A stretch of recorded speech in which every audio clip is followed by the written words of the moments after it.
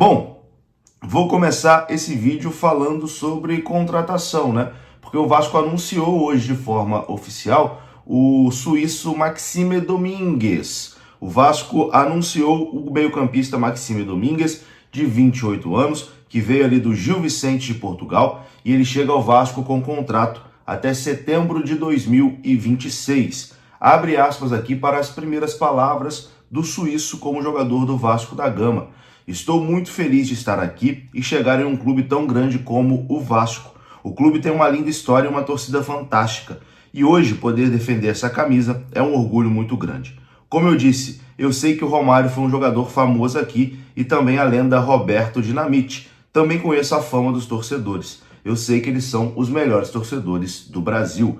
Fecha aspas para o Maxime Domingues. Maxime que chegou ao Rio de Janeiro na última quarta-feira, dia 4, foi aprovado nos exames médicos e já foi apresentado aos novos companheiros e comissão técnica no CT Moacir Barbosa. Ele já foi registrado, inclusive, no BID da CBF e pode estrear contra o Flamengo na partida do final de semana, na partida do domingo. Aí você vai se perguntar, ele não pode jogar contra o Atlético Paranaense? Não, porque a inscrição deveria ter sido feita antes do jogo de ida, né?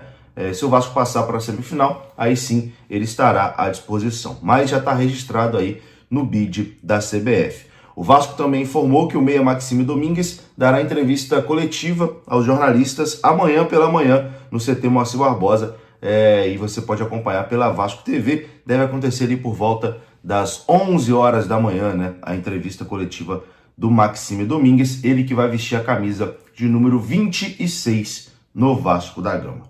Bom, vou falar agora aqui sobre Vasco e Atlético Paranaense, né? O jogo que acontece na quarta-feira, jogo de volta. O Vasco venceu em São Januário o jogo de ida por 2-1, então pode até empatar contra o Atlético Paranaense, que volta classificado para o Rio de Janeiro.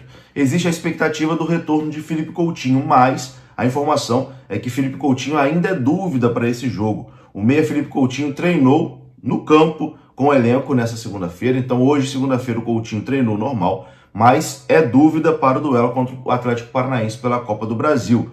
Felipe Coutinho tem alternado treinos internos, treinos individualizados no campo e treinos com o grupo. Ainda não está 100% confirmado que Felipe Coutinho estará à disposição, não. Eu acho que ele vai viajar, mas acredito eu que deve ficar como opção para a segunda etapa. Tomara, né? Tomara que o Coutinho viaje, porque é um jogador que, estando em boa condição, pode ajudar e muito o Vasco da Gama.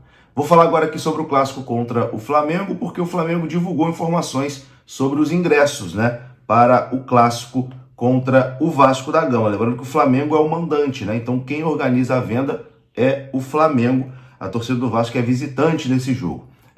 A venda vai começar para a torcida do Flamengo, para quem é sócio do Flamengo, a partir de amanhã, dia 10. A torcida do Vasco vai poder comprar no dia 13, a partir das 10 horas da manhã. Dia 13 é sexta-feira, então a partir de sexta-feira a torcida do Vasco pode comprar os ingressos pela internet. O ingresso para a torcida do Vasco vai custar R$ 80 a inteira, R$ 40 a meia. Então ficar de olho aí para esgotar, né, o nosso setor contra o Flamengo. Para encerrar esse vídeo, eu vou colocar aqui um trecho do Pedrinho conversando com o Igor Rodrigues sobre essa situação atual do Vasco, né? Sobre a frustração de não ter conseguido, por exemplo, contratar um zagueiro nessa janela de transferências. Pedrinho fala sobre isso, fala sobre o momento da sua gestão e também critica a 777. Confira só. Não necessariamente é isso que me frustra. Eu acho que são diversas coisas que vão acarretar, de repente, em um ponto que todo mundo se apegou. Mas se você me perguntar o que me frustra, é que não teria necessidade de nós estarmos vivendo isso. Porque quando uma empresa entra para te dar saúde financeira, obviamente, o que você comunica é tão importante quanto o que você assina. Se tivesse sido comunicado que você faria um projeto de médio e longo prazo, que o primeiro objetivo era você sanar as dívidas, então todas as expectativas iam ser compatíveis com as expectativas do torcedor, o que você projeta a expectativa do torcedor. Quando você comunica uma coisa completamente diferente, você eleva o nível de expectativa do torcedor. E aí o torcedor quer aquilo que você comunicou, mesmo que não seja a tua realidade. Então, assim, se você me perguntar Qual era o objetivo esportivo? Qual era o objetivo para o clube? Pô, meu objetivo para o clube nesse primeiro ano é atacar as dívidas e a gente, de repente, ter um ano de dificuldade para no segundo ano, com a redução das dívidas, eu ter um pouco mais de receita, a gente ir melhorando o elenco e no terceiro ano, pô, zeramos a dívida, agora a gente só tem... Vão para dentro. Vão para dentro. Você criou um objetivo. Pô, meu objetivo esportivo é só contratar jogador novo porque eu preciso revender. Não tinha um planejamento esportivo. Se vendeu uma coisa no imaginário do torcedor e aí é isso. E aí eu tenho que fazer escolhas. Você perde o Adson, eu preciso contratar um aqui, o outro jogador que é um defensor que é mais caro. Então a frustração não é especificamente de uma posição. É que se tivesse uma situação, uma empresa séria, o Vasco não necessitaria de passar por tantas dificuldades já no ano passado, pô. Entendeu? E algumas metas que eles colocaram no contrato que tiveram que cumprir e aí fizeram uma loucura, como eu já falei, depois do sorteio da Copa do Brasil, do superfaturamento de uma folha salarial.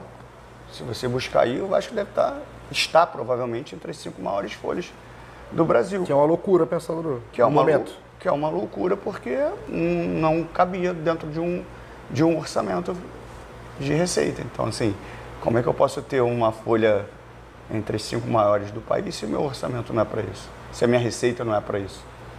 Entendeu? Então, a conta não fecha, né? Lógico que não fecha. E eu não poderia dar continuidade para isso, eu tenho que fechar a torneira. E fechar a torneira é sempre muito ruim, né? Todo mundo quer a torneira aberta. Claro. Então, assim, eu poderia estar aqui fazendo loucuras. Então, não é especificamente uma posição que me deixa.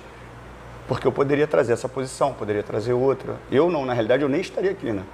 Se tivesse uma gestão, obviamente, honrando do outro sócio. Estaria só fiscalizando. Eu estaria só fiscalizando e provavelmente os movimentos seriam mais organizados. A janela fechou 2 de setembro, né? Você ainda pode contar com o jogador, né, que está livre no mercado. Bem difícil. Mas o Vasco segue no mercado? A gente segue, mas a gente sabe que é uma situação bem difícil. Que é bem mais específico. Bem mais difícil, é. Mas, obviamente, a gente não vai parar enquanto tiver a possibilidade. Mas a última do Ian que deu realmente um baque, porque estava muito bem encaminhado. Tá aí, meus queridos, vou ficando por aqui.